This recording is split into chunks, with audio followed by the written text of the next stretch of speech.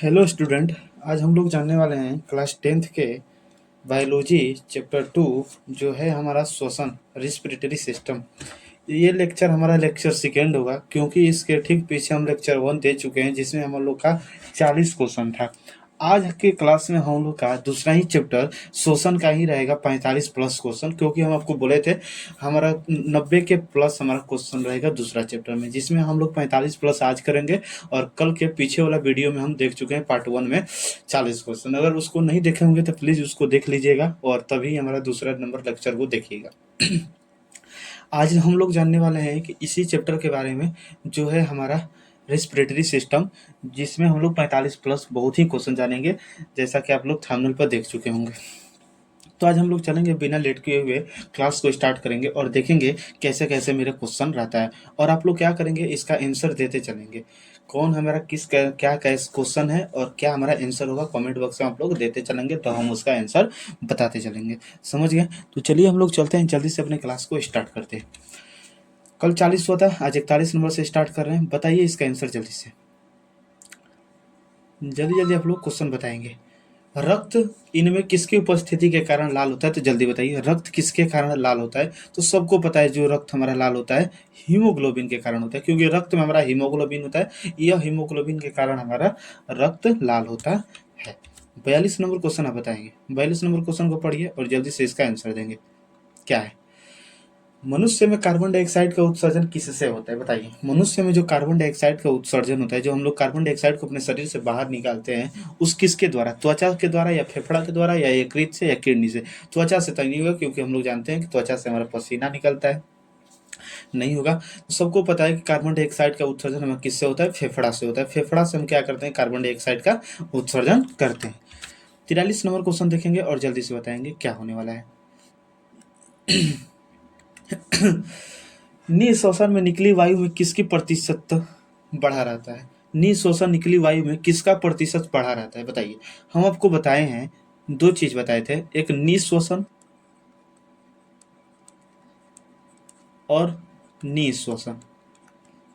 ये दोनों टॉपिक हम पीछे बताए थे आपको पिछले वाले ऑब्जेक्टिव क्वेश्चन में। निःश्वासन में बताइए ऑक्सीजन कितना लिए? 17%। सॉरी, ऑक्सीजन हम कितना लिए? 21%। ऑक्सीजन हम कितना लिए थे? 21%। सबको पता है। ऑक्सीजन कितना? 21% लिए। नाइट्रोजन कितना? 78% लिए। और हमारा CO2 कितना लिए? 0.03% लिए। चलिए अब एक चीज़ बताइए, ये कि हम ऑक्सीजन को कितना छोड़े? 17% छोड़े थे। नाइट्रोजन पूरे को छोड़ दिए थे 78% को, और CO2 हम कितने छोड़े? 40%। 4%। तो एक चीज़ बताइए, इसमें किसकी हमारा प्रतिशत बढ़ रही है? ऑक्सीजन का तो देख रहे हैं घट रहा है, और नाइट्रोजन तो सेम है। हमारा क्या है? नहीं बढ़ रहा है, ना बढ़ रहा है ना घट रहा है नाइट्रोजन।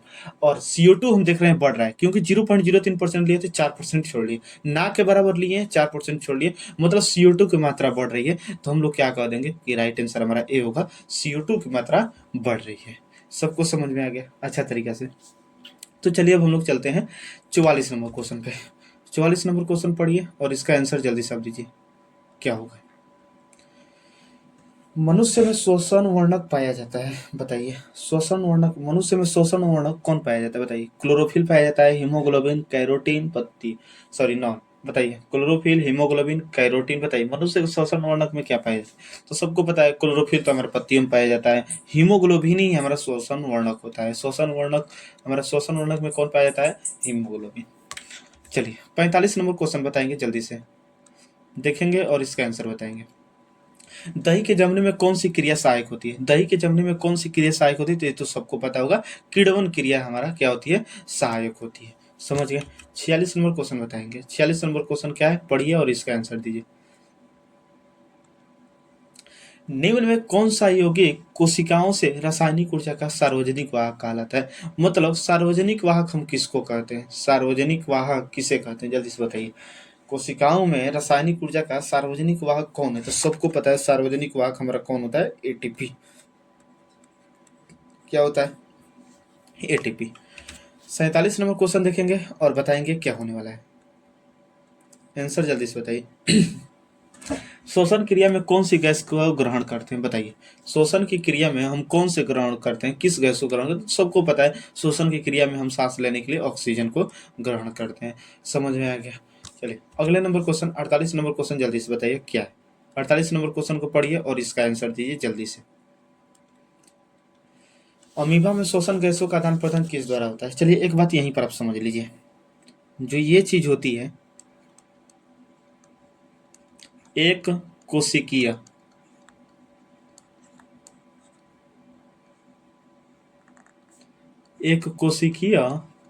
जीव में श्वसन विसरण के द्वारा होता है। ये पॉइंट को याद रखिएगा, बहुत ही वीवीआई पॉइंट है, बहुत वीवीआई। कि एक कोशिकीय जीव में जो श्वसन होता है, श्वसन गैसों का आदान प्रदान, श्वसन गैसों का जो आदान प्रदान होता है एक कोशिकीय जीव में किसके द्वारा होता है? विसरण द्वारा होता है। किसके द्वारा? विसरण द्वारा। याद रखेंगे, एक कोशिकीय जीव में श्वसन गैसों का आदान प्रदान किसके द्वारा होता है? विसरण क्रिया के द्वारा होता है। समझ गए। और एक कोशिकीय जीव में हमको पता है अमीबा आता है, अमीबा भी आता है और पैरामीशियम भी आता है। तो क्या है? अमीबा हमारा एक कोशिकीय जीव है, हमें पता है एक कोशिकीय जीव में विसरण क्रिया द्वारा होता है श्वसन। तो अमीबा में श्वसन गैसों का आदान प्रदान हमारा कौन सा हो जाएगा? विसरण क्रिया के द्वारा। हमारा राइट आंसर हो जाएगा। समझ गए। ऑप्शन नंबर सी हमारा राइट है। 49 नंबर क्वेश्चन जल्दी बताएंगे। 49 नंबर क्वेश्चन जल्दी से आप सॉल्व करेंगे और बताएंगे। ट्रेकिया की लंबाई कितनी होती है बताइए। ये जो आपकी ट्रेकिया होती है, इस ट्रेकिया की लंबाई हमारा कितनी होती है? जल्दी बताइए।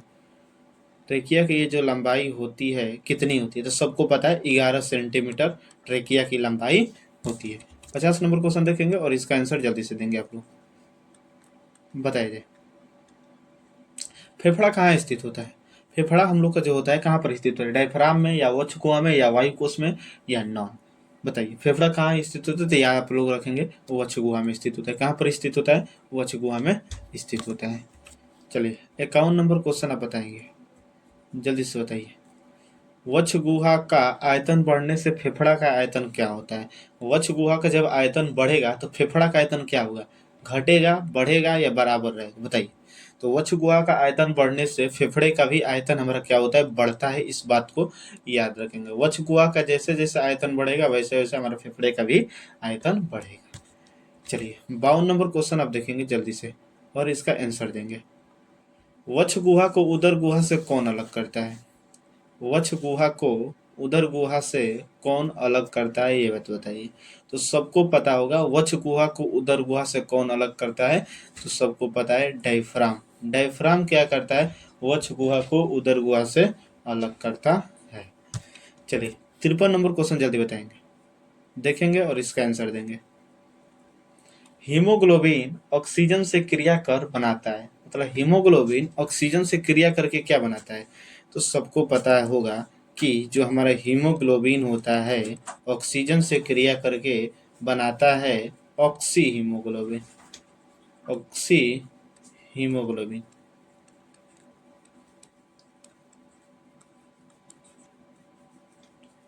Oxy haemoglobin. समझ गए। तो हीमोग्लोबिन ऑक्सीजन से क्रिया कर क्या बनाता है? Oxy haemoglobin. समझ आ गया ना, ऑक्सी हीमोग्लोबिन। चलिए एक चीज आप लोग बताएंगे कि हीमोग्लोबिन कार्बन डाइऑक्साइड से क्रिया करके क्या बनाता है? हीमोग्लोबिन जो है कार्बन डाइऑक्साइड से क्रिया करके क्या बनाता है? तो बात को अभी याद रखेंगे, carboxy haemoglobin. Carboxy haemoglobin, carboxy haemoglobin, यही बात को आप लोग याद रखेंगे। समझ आएगा ना। हीमोग्लोबिन कार्बन डाइऑक्साइड से अभिक्रिया करके कार्बोक्सी हीमोग्लोबिन बनाता है और हीमोग्लोबिन ऑक्सीजन से क्रिया करके ऑक्सी हीमोग्लोबिन बनाता है। चलिए अगला नंबर क्वेश्चन आप देखेंगे, जल्दी से इसका आंसर देंगे। नासिका वेशम में किसका स्तर होता है? बताइए। नासिका वेशम में किसका स्तर होता है? श्वसन क्षेत्र का होता है, म्यूकस मेम्ब्रेन का होता है, नासा पट्टिका का होता है या कोई नहीं? जल्दी से बताइए। नासिका वेशम में किसका हमारा स्तर होता है? तो सबको पता है, याद रखेंगे आप लोग, म्यूकस मेम्ब्रेन का हमारा स्तर होता है।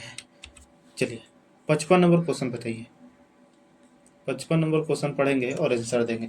नासिका वेशम की दीवार टेढ़ी मेढ़ी घुमावदार प्लेट की तरह होती है, क्या कहलाती है? नासिका वेशम की जो दीवार होती है टेढ़ी मेढ़ी और घुमावदार प्लेट की तरह होती है, उसे हम क्या कहते हैं? तो उस बात को याद रखिएगा कि जो नासिका वेशम की दीवार है ना, उस नासिका वेशम की जो दीवार है जो टेढ़ी मेढ़ी और घुमावदार प्लेट की तरह होती है, उसे हम कौंची कहते हैं। कौंची कहते हैं। क्या कहते हैं? कौंची। वो वाला कौंची नहीं जो हम लोग के घरों में यूज होता है, वो ये हमारा बॉडी का एक होता है जिसे हम क्या कहते हैं? कौंची। ये हमारा कुछ दूसरा होता है। समझ में आ गया? चलेंगे 56 नंबर क्वेश्चन बताइए, जल्दी से बताइए। 56 नंबर क्वेश्चन क्या होगा? एडिनोसिन ट्राइफॉस्फेट मतलब एटीपी है, क्या है? एडिनोसिन ट्राइफॉस्फेट क्या है बताइए? ऊर्जा का वाहक है, ऊर्जा का संग्राहक है, ऊर्जा का सिक्का है, या सभी? बताइए सब लोग। तो ये तो आप लोग बोलेंगे कि एटीपी जो होता है हमारा ऊर्जा का वाहक भी होता है, हमारा ऊर्जा का संग्राहक भी होता है, ऊर्जा का सिक्का भी होता है। मतलब तो हमारा सही होने वाला है, मतलब सभी हो जाएगा। ऑप्शन नंबर डी हमारा सभी। एडिनोसिन ट्राइफॉस्फेट क्या होगा? ऊर्जा का वाहक भी होता है, ऊर्जा का संग्राहक भी, ऊर्जा का सिक्का भी, मतलब हमारा सभी हो जाएगा। चलेंगे 57 नंबर क्वेश्चन आप बताएंगे। 57 नंबर क्वेश्चन पढ़िए और इसका आंसर दे दीजिए, जल्दी से आंसर देंगे। कोशिका का पावर हाउस किसे कहते हैं बताइए? पावर हाउस हम किसे कहते हैं? माइटोकॉन्ड्रिया को कहते हैं, एटीपी को कहते हैं, या नेफ्रॉन को कहते हैं, या ऑक्सीटोसिन को कहते हैं? बताइए जल्दी से। कोशिका का पावर हाउस किसे कहा जाता है? मतलब पावर हाउस कहिए। अगर हम बात करें यहाँ पर ये पावर हाउस जो है इसको आप बिजली घर भी बोलते हैं। बिजली घर। बताइए जल्दी से।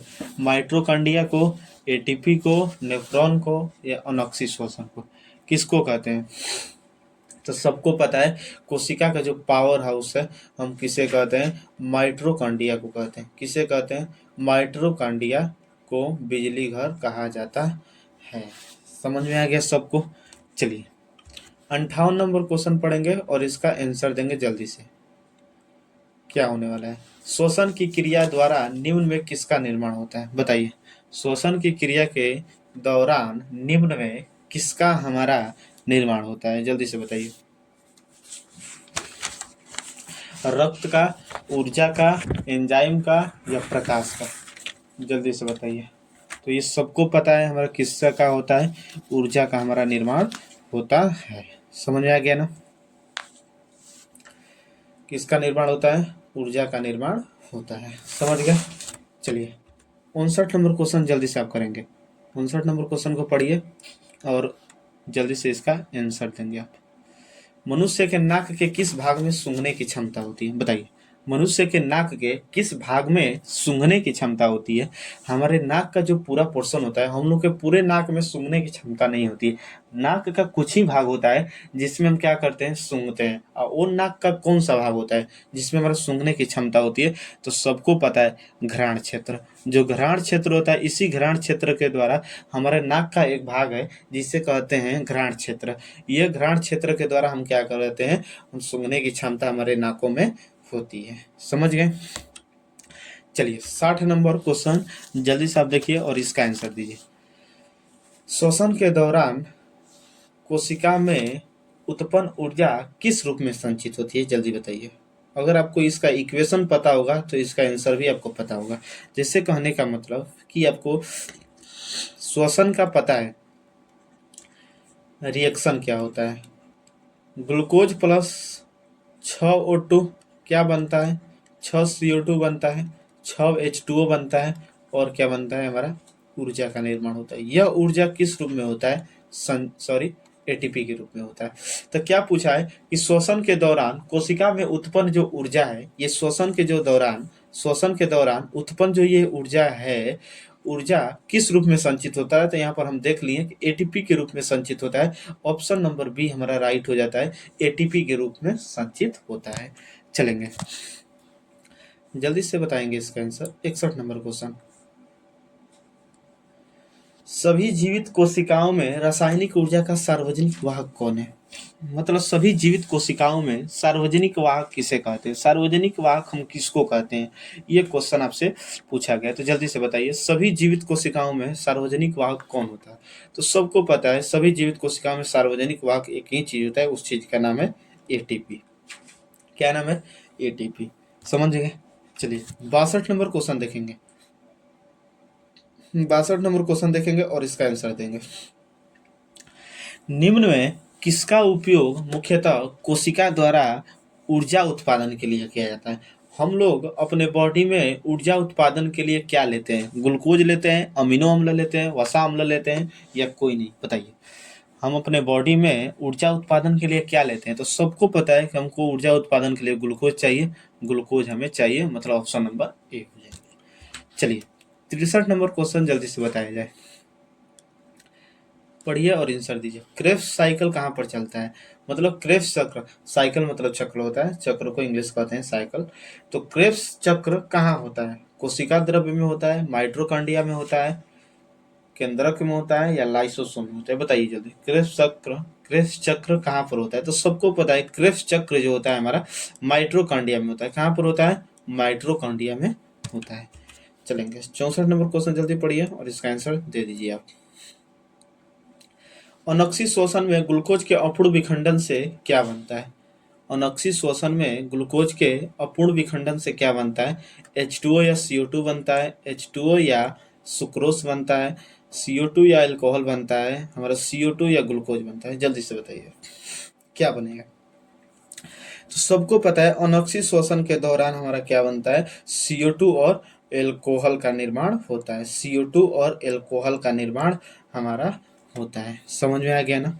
चलिए 65 नंबर क्वेश्चन आप देखेंगे। अनोक्सी श्वसन में ग्लूकोज के अपूर्ण विखंडन के कारण क्या बनता है? अनोक्सी श्वसन में ग्लूकोज के अपूर्ण विखंडन के कारण क्या बनता है? H2O बनता है, CO2 बनता है, लैक्टिक अम्ल बनता है, या पायरुवेट अम्ल बनता है? जल्दी से बताइए क्या होने वाला है, क्या बनेगा? अनोक्सी श्वसन में ग्लूकोज के अपूर्ण विखंडन के कारण क्या बनता है? H2O बनता है, या CO2 बनता है, या हमारा लैक्टिक अम्ल बनता है, या पायरुवेट अम्ल बनता है? क्या बनता है? जल्दी से बताइए। तो सबको पता है कि हमारा अनोक्सी श्वसन में हमारा किसका भी निर्माण होता है? लैक्टिक अम्ल का भी निर्माण होता है। इस बात को याद रखेंगे। समझ आ गया ना? लैक्टिक अम्ल का भी निर्माण होता है हमारा अनोक्सी श्वसन में भी। अनोक्सी श्वसन को ही हम क्या कहते हैं? अवायवीय श्वसन। समझ में आ गया? एक चीज हमको बताइएगा, H2O, CO2 एवं ऊर्जा किस प्रकार के श्वसन में होता है?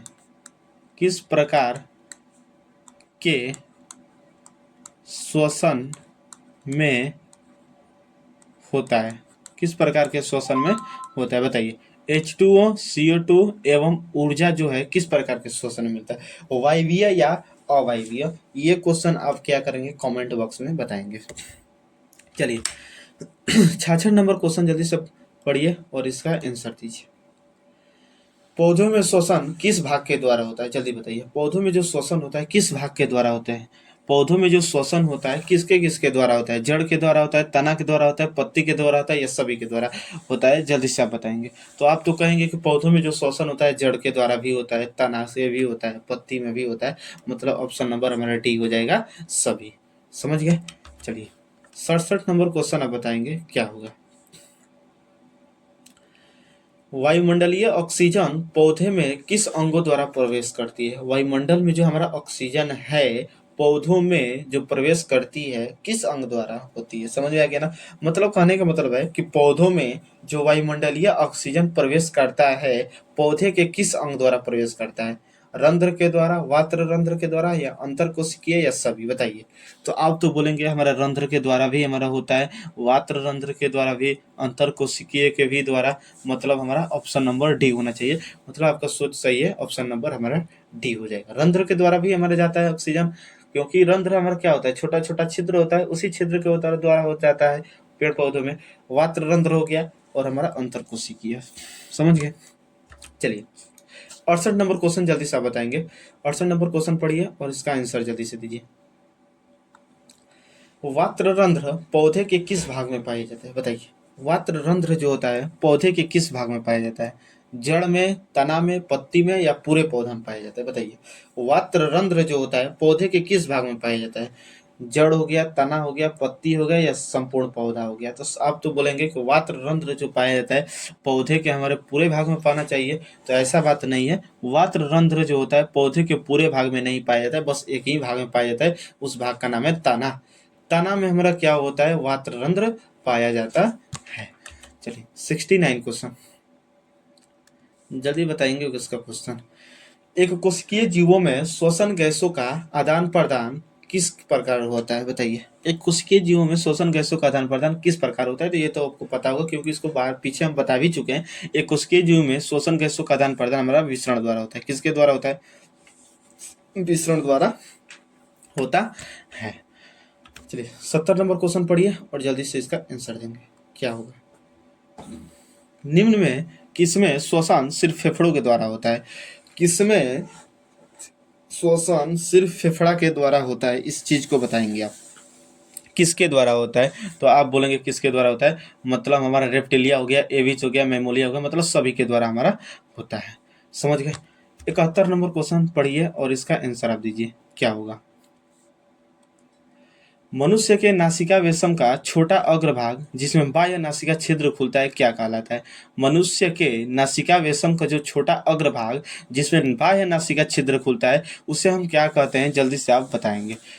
तो उस चीज को हम क्या कहते हैं? प्रकोष्ठ कहते हैं। क्या कहते हैं? प्रकोष्ठ कहते हैं। 72 नंबर क्वेश्चन जल्दी बताइए।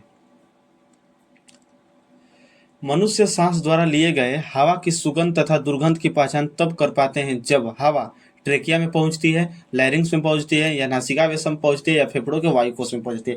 कहने का मतलब है कि मनुष्य जब सांस लेता है तो उसको कुछ क्या होता है? कुछ सुगंध भी पता चलता है और कुछ दुर्गंध भी पता चलता है। कब पता चलता है? जब हम सांस लेते हैं हमारे कब हमारे हमारे नाक के, मतलब हमारे कहने का मतलब है कि हमारे नाक के किस भाग में जब जाता है या हमारे बॉडी के किस भाग में वो सांस जाता है जिससे हमें सुगंध और दुर्गंध पता चलने लगता है। हमारे बॉडी के किस भाग में सांस जाता है कि हमें सुगंध और दुर्गंध पता चलने लगता है? तो वो हमारा राइट आंसर हो जाएगा नासिका वेशम में जब पहुंचती है तब। नासिका वेशम में जब हमारा पहुंचती है हवा, सांस, तब हमें पता चलता है किसी चीज का सुगंध या दुर्गंध आ रहा है। 73 नंबर क्वेश्चन जल्दी बताएंगे इसका आंसर।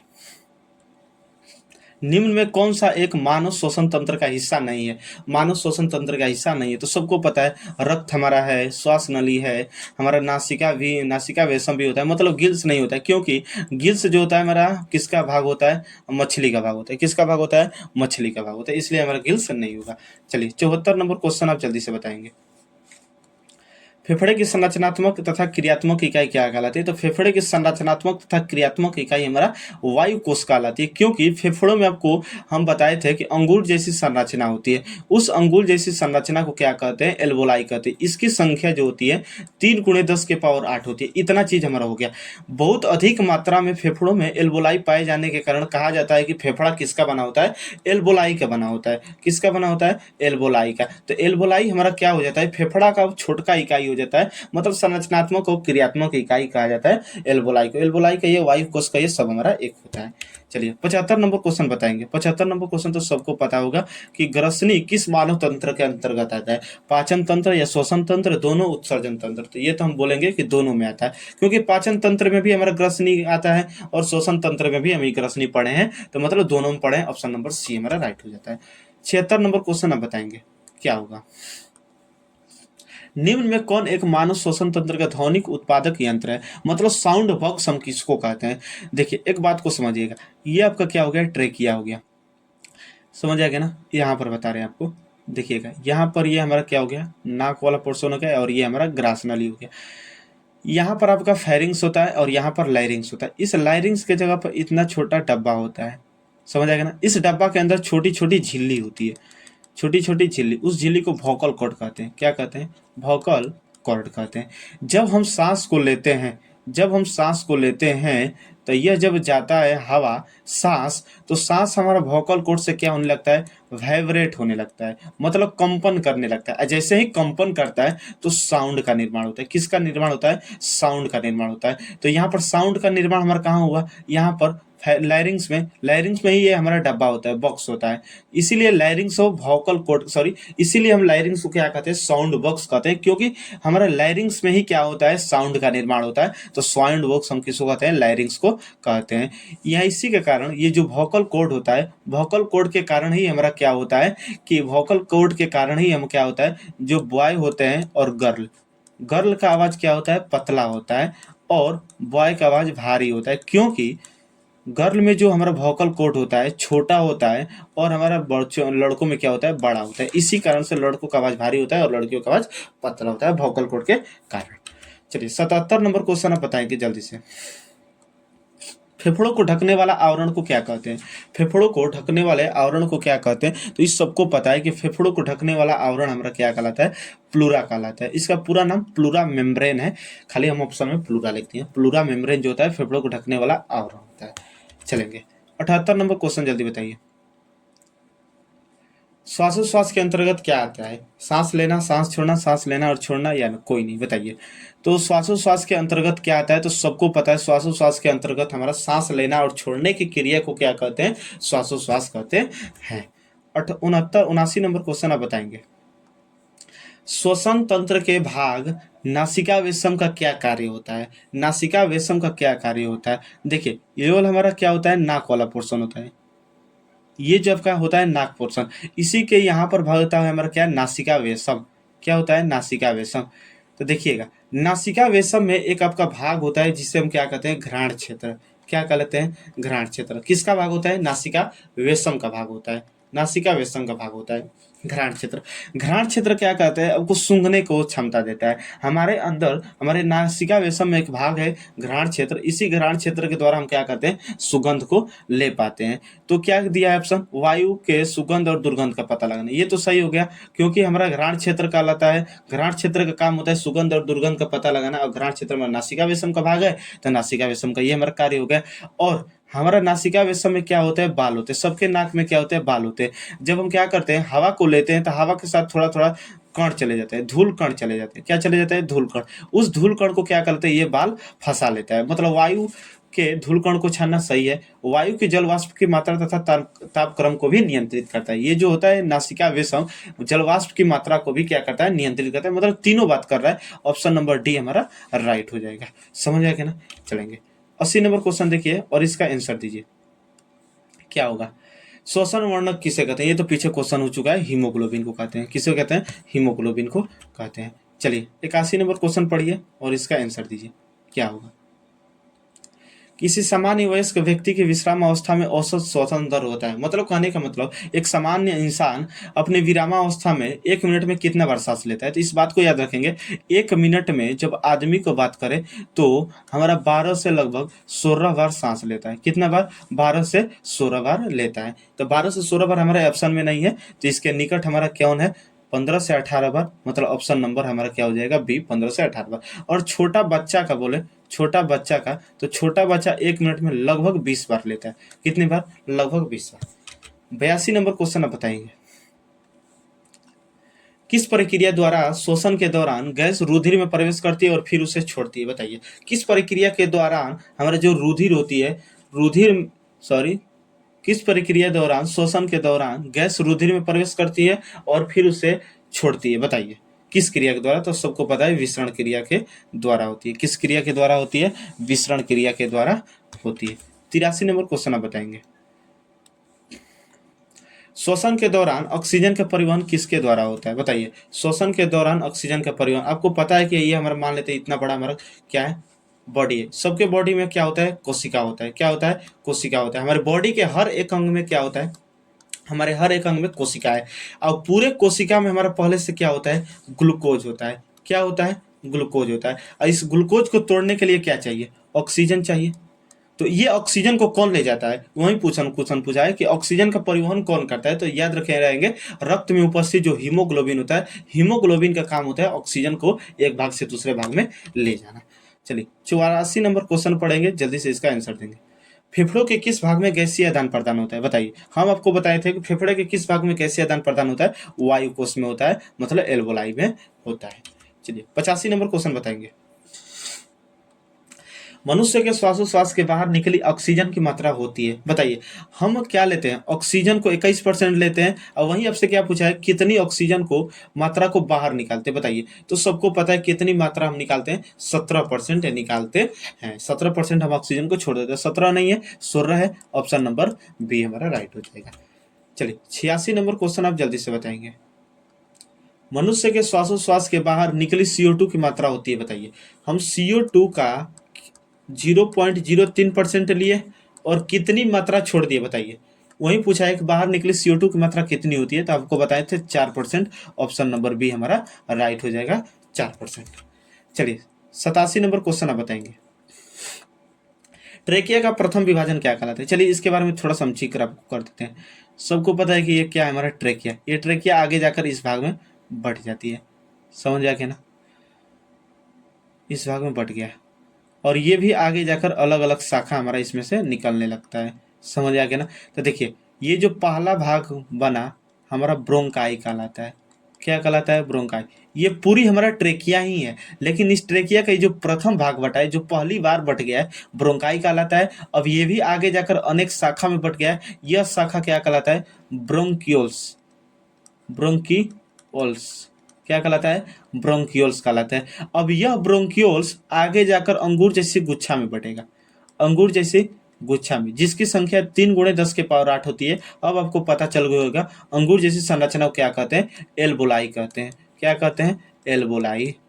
तो एक चीज बताइए, ये पूरा जो पोर्शन आपको दिख रहा है पूरा हमारा ट्रेकिया ही है। ये हमारा ट्रेकिया, ट्रेकिया प्रथम विभाजन हमारा ब्रोंकाई कहलाया। ट्रेकिया का प्रथम विभाजन ब्रोंकाई, फिर ये दूसरा भाग हमारा शाखा में बटा जिसे ब्रोंकियोल्स कहते हैं, और ये आगे जाकर अंगूर जैसी संरचना में बटा जिसे हम एल्बोलाई कहते हैं। मतलब ट्रेकिया का प्रथम विभाजन हमारा ब्रोंकाई कहलाया, ट्रेकिया का द्वितीय विभाजन हमारा ब्रोंकियोल्स कहलाया, और तृतीय विभाजन हमारा एल्बोलाई का। तो आपसे क्या पूछा है, ट्रेकिया का प्रथम विभाजन, तो ब्रोंकाई। ऑप्शन नंबर ए हमारा राइट हो जाएगा। समझ गए। तो आज हमारा पूरा कितना था, लगभग 47 क्वेश्चन आज हम लोग किए, समझ आ गया। अब इसके आगे आप लोग का क्वेश्चन नहीं है। तो आई होप कि आज के क्लास में आप लोगों को बहुत कुछ सीखने को मिला होगा। हम लोग क्या किए हैं, 47 क्वेश्चन आज के क्लास में देखते हैं, समझ आ गया ना। देखें तो आप लोग क्या करेंगे, 47 क्वेश्चन में कितना आप लोग सही किए हैं कमेंट बॉक्स में बताएंगे, समझ आ गया ना। दूसरे चैप्टर का पूरा हम क्या कर लिए, टोटल अगर बात करें टोटल क्वेश्चन का, तो टोटल हम 87 क्वेश्चन कर लिए, बस खाली दूसरा चैप्टर से, समझ में आ गया ना। तो आई होप कि आज के क्लास आपको बहुत ही समझ में आया होगा, और इसमें बहुत कुछ हमको क्या कॉन्सेप्ट भी सीखने को मिला होगा, क्या चीज़ें इसमें हमारा दूसरा चैप्टर रेस्पिरेटरी सिस्टम में क्या चीज़ें हमारा चल रही है। तो अगर आपको ये वीडियो समझ में आया होगा अच्छा तरीका से, तो क्या करिएगा, प्लीज़ एक लाइक कमेंट शेयर और सब्सक्राइब करिएगा, और अपने दोस्तों में खूब शेयर करते रहिएगा, ताकि आगने वाले वीडियो में फिर मेरे भाई आपको वीडियो मिलते रहे, समझ आएंगे ना। तो चलिए हम लोग क्या करते हैं, अगले वाले वीडियो में फिर से मिलते हैं एक नए चैप्टर के साथ, समझ गए। और वीडियो देखने के लिए आपको दिल से थैंक यू।